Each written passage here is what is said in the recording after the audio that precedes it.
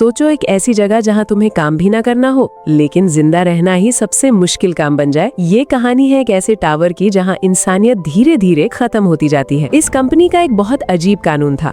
यहाँ काम करने वाले हर एम्प्लॉय को रोज इस बेइंतहा गहराई वाले टावर के अंदर ही रहना पड़ता था। अंदर उन्हें कोई काम नहीं करना होता था, बस खाना पीना और सोना ही उनकी जिंदगी बन चुकी थी। मसला सिर्फ इतना था कि दिन में सिर्फ एक दफा खाना मिलता था, लेकिन वो खाना आम नहीं होता था। उसे कई 5 स्टार शेफ्स मिलकर तैयार करते थे। हर चीज सबसे बेहतरीन होती थी और कई मर्तबा चेक होने के बाद ही एम्प्लॉइज तक पहुंचती थी। अगर केक पर एक बाल भी मिल जाता तो सुपरवाइजर तमाम शेफ्स की टोपियां उतरवाकर उन्हें चेक करता जब तक असली शख्स पकड़ा न जाए। लेकिन ये सिर्फ आधा सच था। असल में ये जगह जिंदा रहने के लिए सबसे खतरनाक थी। खाना सबसे ऊपर यानी फ्लोर 0 से नीचे की तरफ आता था और हर फ्लोर पर सिर्फ 2 मिनट के लिए रुकता था ताकि लोग खा सके। जैसे जैसे प्लेटफॉर्म नीचे जाता खाना कम होता जाता और आखिर में कुछ भी नहीं बचता था। किसी को नहीं पता था कि इस टावर में टोटल कितने फ्लोर्स हैं, लेकिन यहाँ से निकलने वाले हर शख्स को एक सर्टिफिकेट जरूर मिलता था। इसी सर्टिफिकेट के लिए एक आदमी यहाँ आया था जिसका नाम गोरिंग था। इंटरव्यू में उससे ना तालीम पूछी गई ना एक्सपीरियंस, बस ये पूछा गया कि उसे क्या खाना पसंद है और क्या नहीं। गोरिंग को लगा ये एक अच्छी कंपनी है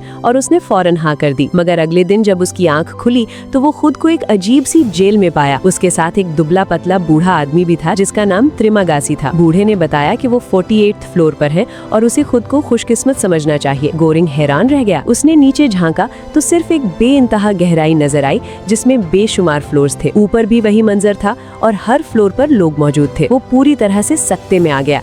वो यहाँ जॉब के लिए आया था, किसी जेल में फंसने के लिए नहीं। गोरिंग ने खुद को तसल्ली दी कि शायद ये कोई टेस्ट हो। फिर वो त्रिमागासी के पास गया और उससे बात करने की कोशिश की, लेकिन बूढ़े ने उसे इग्नोर किया। इतने में कमरे की रेड लाइट ग्रीन हो गई। बूढ़ा फौरन घुटनों के बल बैठ गया। ऊपर से एक पत्थर का प्लेटफॉर्म नीचे आया जिस पर मुख्तलिफ किस्म का खाना रखा था, लेकिन ज्यादातर पहले ही ऊपर वालों ने बर्बाद कर दिया था। फिर भी त्रिमागासी बिना हिचकिचाहट के उस पर टूट पड़ा और मजे से खाने लगा। तब गोरिंग को समझ आया कि इंटरव्यू में उससे पसंद क्यों पूछी गई थी। उनके ऊपर 47 फ्लोर्स थे, यानी ये 94 लोगों का बचा खुचा खाना था। गोरिंग को ये देखकर घिन आई, लेकिन भूख उसे जल्द ही मजबूर करने वाली थी। उसने सिर्फ एक साफ सा एप्पल उठाया और जेब में रख लिया, सोचते हुए कि बाद में खा लेगा। त्रिमागासी ने ये देखा और अजीब सी मुस्कुराहट दी। कुछ देर बाद खाने का वक्त खत्म हुआ और प्लेटफॉर्म नीचे चला गया। पेट भरने के बाद त्रिमागासी ने शराब की बोतल फेंकी और प्लेटफॉर्म पर थूक दिया। गोरिंग ने पूछा कि तुम नीचे वालों के साथ ऐसा क्यों कर रहे हो? बूढ़े ने आराम से जवाब दिया कि वो लोग वैसे भी खा लेंगे और शायद ऊपर वाले भी ऐसा ही करते होंगे। नीचे वालों की किस्मत में सिर्फ बचा हुआ खाना ही होता है। इतने में कमरे का टेम्परेचर तेज होने लगा। त्रिमागासी ने कहा कि जब तक तुम वो एप्पल बाहर नहीं फेंकोगे ये और गर्म होता जाएगा। गोरिंग ने फौरन एप्पल प्लेटफॉर्म पर फेंका और टेम्परेचर नॉर्मल हो गया। तब उसे समझ आया कि यहाँ खाना छुपाना मना है। फिर उसने पूछा कि टोटल फ्लोर्स कितने हैं। त्रिमागासी ने कहा कि कम से कम 132 फ्लोर्स तो हैं ही, क्योंकि वो खुद वहाँ तक जा चुका है और हर महीने लोगों के फ्लोर्स चेंज होते हैं। अगर किसी का फ्लोर 100 के नीचे आ जाए तो फिर बचना मुश्किल होता है, क्योंकि वहाँ तक खाना पहुँचता ही नहीं। गोरिंग सोच में पड़ गया कि ये बूढ़ा 132वें फ्लोर पर कैसे जिंदा रहा होगा और ये जगह असल में है क्या। अगले दिन भी बिल्कुल वैसा ही था। ऊपर से प्लेटफॉर्म नीचे आया, लेकिन गोरेंग ने इस दफा भी फैसला किया कि वो गंदा बचा हुआ खाना नहीं खाएगा। जबकि त्रिमागासी पहले की तरह हर चीज पर टूट पड़ा और आखिर में फिर नीचे वालों के लिए थूक दिया। गुफ्तगू के दौरान गोरेंग को पता चला कि त्रिमागासी ने गलती से किसी का कत्ल कर दिया था, इसीलिए उसे यहाँ लाया गया था, जबकि गोरेंग खुद अपनी मर्जी से यहाँ आया था। मतलब कुछ लोग मजबूरन यहाँ थे और कुछ अपनी मर्जी से। लेकिन असल सवाल ये था कि इस सिस्टम का मकसद क्या था। गोरेंग ने कहा कि अगर ऊपर वाले लोग थोड़ा कम खाए तो नीचे वालों तक भी खाना पहुँच सकता है, लेकिन त्रिमागासी इस बात पर हंस पड़ा। उसने कहा कि ये सिर्फ एक बच्चों जैसी सोच है, यहाँ कोई किसी के लिए नहीं सोचता। जो लोग 100 के नीचे रह चुके हैं सिर्फ वही समझ सकते हैं कि भूख क्या होती है। गोरेंग ने फिर भी कोशिश की और नीचे वालों को आवाज दी कि अपना हिस्सा लें, लेकिन जवाब में उसे सिर्फ गालियां मिली। तब उसे समझ आ गया कि यहाँ सिर्फ बात करने से कुछ नहीं बदलने वाला। कुछ देर बाद उसने त्रिमागासी से पूछा कि वो अपने साथ क्या लाया था। बूढ़े ने एक तेज धार वाला चाकू निकाला और मुस्कुराकर बोला कि यहाँ किताब का कोई फायदा नहीं, सिर्फ हथियार काम आते हैं। ये तुम्हें बचाते भी हैं और जरूरत पर खाना भी देते हैं। दिन गुजरते गए और भूख ने गोरेंग को मजबूर कर दिया। आखिर उसने भी गंदा खाना खाना शुरू कर दिया। अब वो भी त्रिमागासी के साथ बैठकर खाता था। एक दिन अचानक ऊपर से एक आदमी सीधा नीचे गिरा। गोरेंग ये देखकर हिल गया, लेकिन त्रिमागासी बिल्कुल नॉर्मल रहा, जैसे ये रोज का सीन हो। गोरैंग ने गुस्से में ऊपर वालों पर चिल्लाया, लेकिन कोई जवाब नहीं आया। उसने पूछा कि तुम 132nd फ्लोर पर कैसे जिंदा रहे। ट्रिमागासी ने सीधा जवाब देने के बजाय खाने पर तवज्जो दी। इस दफा प्लेटफॉर्म के साथ एक औरत भी आई जो बुरी तरह जख्मी थी। गोरैंग ने उसकी मदद करने की कोशिश की, लेकिन वो डर गई। ट्रिमागासी ने बताया कि इसका नाम मिहारू है और ये हर महीने अपने बच्चे को ढूंढने नीचे जाती है और हर दफा अपने रूममेट को मार कर जाती है। शायद अभी जो आदमी गिरा था वो भी उसका शिकार था। उसने ये भी बताया कि जब वो 132nd फ्लोर पर था तो उसने किसी को नहीं मारा था, बल्कि एक लाश गिर गई थी जिससे वो और उसका रूममेट जिंदा रहे। ये सुनकर गोरैंग के होश उड़ गए। जैसे ही खाने का वक्त खत्म हुआ, मिहारू नीचे चली गई, लेकिन 49th फ्लोर के लोगों ने उसे नीचे खींच लिया। गोरैंग ने उसे बचाने की कोशिश की, लेकिन कुछ सेकंड्स बाद नीचे से चीखें आईं। फिर वो औरत वापस ऊपर आई, बिल्कुल ठीक लेकिन खून से लथपथ। अब अंदाजा लगाना मुश्किल नहीं था कि नीचे क्या हुआ होगा। वक्त गुजरता गया और गोरैंग धीरे धीरे इस सिस्टम का आदी होता गया। वो अब ट्रिमागासी के साथ हंसना बोलना भी शुरू कर दिया था, लेकिन एक डर अब भी था। फ्लोर चेंज होने वाला था। अगर वो नीचे चला गया तो क्या होगा?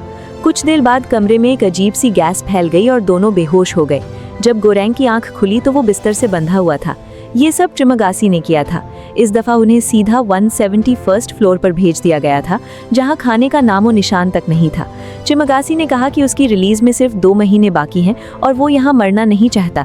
इसलिए उसने ये प्लान बनाया कि वो गोरैंग को जिंदा रखेगा और धीरे धीरे उसका गोश्त काट कर खाता रहेगा। गोरैंग ने बहुत मिन्नत की, लेकिन यहाँ सब कुछ सर्वाइवल के लिए था।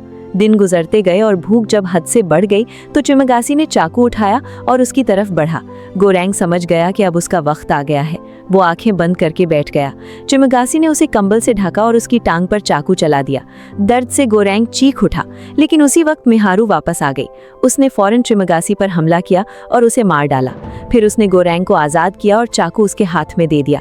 इसका मतलब साफ था, या तो तुम खाओ या तुम्हें खाया जाएगा। ये सब देखकर गोरैंग अंदर से टूट गया था, लेकिन अब वो भी बदल चुका था। गोरैंग अब वो पहला वाला इंसान नहीं रहा था। भूख, डर और मौत के इतने करीब रहकर उसका दिल सख्त हो चुका था। मिहारू के जाने के बाद उसने ट्रिमागासी की लाश को देखा। कुछ देर तक खामोश बैठा रहा। फिर आखिर मजबूरी में उसने उसका गोश्त खाना शुरू कर दिया। शुरू में उसे इतनी घिन आई कि उसका दिल उलटने लगा, लेकिन धीरे धीरे उसने खुद को कंट्रोल कर लिया।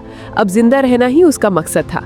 कुछ दिन इसी तरह गुजरे और फिर दोबारा फ्लोर चेंज होने का वक्त आ गया।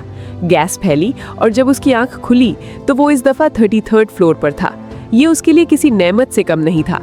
और सबसे हैरान कर देने वाली बात ये थी कि उसका नया रूममेट वही औरत थी जिसने उसका इंटरव्यू लिया था, इमोगिरी। उसने गोरैंग को बताया कि इस जगह का नाम वर्टिकल सेल्फ मैनेजमेंट सेंटर है और यहाँ टोटल 200 फ्लोर्स है। ये सुनकर गोरैंग को यकीन नहीं आया, क्योंकि उसने इससे ज्यादा फ्लोर्स देखे थे। इमोगिरी ने समझाया कि मैनेजमेंट 400 लोगों के लिए बिल्कुल काफी खाना भेजती है, लेकिन मसला इंसानों का है जो अपनी हद से ज्यादा खाते हैं। अगर हर शख्स सिर्फ अपना हिस्सा ले तो किसी को भूखा नहीं रहना पड़ेगा। इमोगिरी यहाँ अपनी मर्जी से आई थी। वो इस सिस्टम को चेंज करना चाहती थी।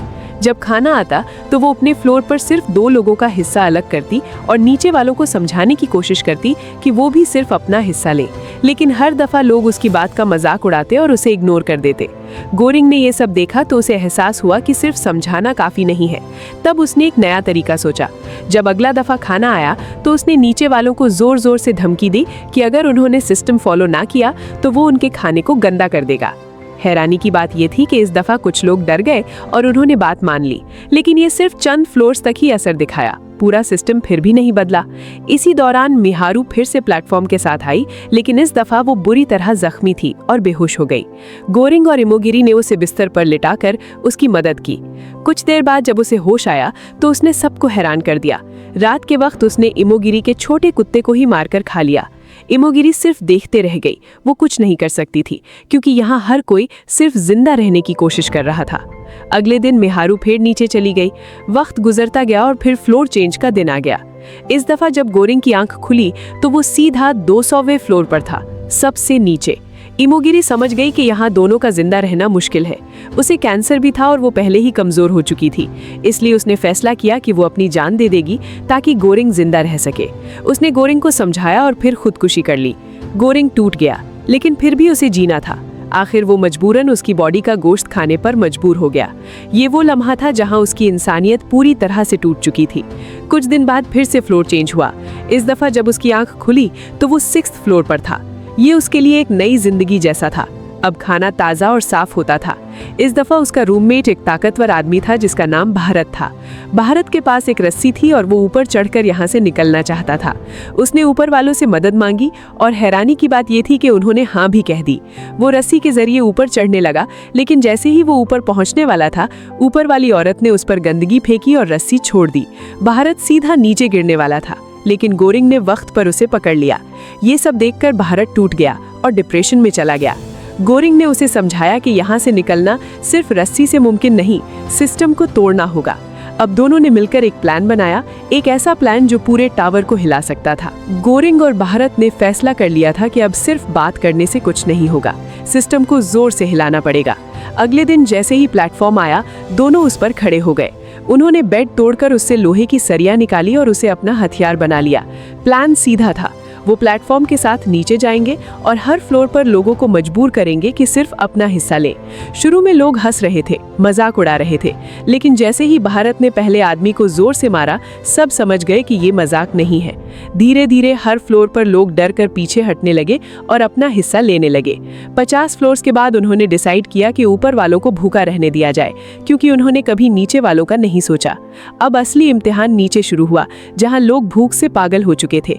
हर फ्लोर पर लड़ाई, खून और चीखें थीं। गोरिंग और भारत हर उस शख्स को रोकते जो ज्यादा खाना लेने की कोशिश करता। कई जगह उन्हें लड़ना पड़ा, कई लोगों को मारना पड़ा, लेकिन वो रुके नहीं। धीरे धीरे प्लेटफॉर्म नीचे जाता गया और हालात बद से बदतर होती गई। आखिर एक पॉइंट पर उन्हें एक बुजुर्ग मिला जिसने उन्हें रोका और कहा कि सिर्फ जोर से सिस्टम नहीं बदलेगा, तुम्हें कोई मैसेज भेजना होगा ऊपर वालों के लिए। ये बात उन दोनों के दिमाग में बैठ गई। तब उन्होंने डिसाइड किया कि वो एक खास चीज बचाएंगे जो बिल्कुल ठीक हालत में हो, ताकि वो ऊपर वालों को दिखा सके कि नीचे वाले भी इंसान हैं। उन्हें एक परफेक्ट केक मिल गया, बिल्कुल साफ, अनटच्ड। अब वो उस केक को बचाते हुए नीचे की तरफ बढ़ने लगे, लेकिन नीचे के फ्लोर्स और भी ज्यादा खतरनाक थे। लोग इतने भूखे थे कि वो सीधा हमला कर देते। एक जगह उन्हें एक औरत मिली जो मर चुकी थी और उसके पास ही मेहारू की लाश पड़ी थी। ये देखकर गोरिंग को समझ आ गया कि मेहारू अपने बच्चे को ढूंढते हुए मर गई। भारत भी जख्मी हो चुका था, लेकिन वो फिर भी आगे बढ़ता रहा। दोनों ने मिलकर हर फ्लोर पर लड़ाई की और आखिरकार वो सबसे नीचे पहुंच गए। लेकिन जब प्लेटफॉर्म रुका तो वहां एक छोटी सी लड़की मौजूद थी, जिंदा, भूखी और अकेली। गोरिंग और भारत दोनों हैरान रह गए। ये वही बच्ची थी जिसे मेहारू ढूंढ रही थी। अब उनके पास दो ऑप्शंस थे, या तो वो केक को मैसेज बनाकर ऊपर भेजें या इस बच्ची को बचाएं। कुछ लम्हों के लिए दोनों खामोश हो गए। फिर उन्होंने फैसला किया कि केक सिर्फ एक सिंबल था, लेकिन ये बच्ची असल मैसेज थी। उन्होंने केक उसे दे दिया और डिसाइड किया कि उसे ही ऊपर भेजना चाहिए। भारत इतनी ज्यादा चोट खा चुका था कि वो ज्यादा देर जिंदा नहीं रह सका और वहीं मर गया। अब सिर्फ गोरिंग और वो बच्ची रह गए थे। प्लेटफॉर्म फिर से ऊपर जाने लगा और गोरिंग ने उस बच्ची को उस पर बिठा दिया। जब प्लेटफॉर्म ऊपर जा रहा था, गोरिंग धीरे धीरे अंधेरे में पीछे रह गया। उसने डिसाइड किया कि वो खुद ऊपर नहीं जाएगा, बल्कि यहीं रुककर इस सिस्टम का हिस्सा बनकर खत्म हो जाएगा। प्लेटफॉर्म ऊपर जाता रहा और बच्ची उस सिस्टम के लिए एक जिंदा मैसेज बनकर जा रही थी। कहानी यहीं खत्म होती है, लेकिन सवाल छोड़ जाती है, क्या ऊपर वाले इस मैसेज को समझ पाएंगे या फिर ये साइकिल कभी खत्म नहीं होगी? अगर ऐसी जबरदस्त और सिनेमैटिक स्टोरीज रोज देखनी है तो चैनल को सब्सक्राइब करो और बेल आइकन दबा दो, वरना अगला ट्विस्ट मिस हो जाएगा।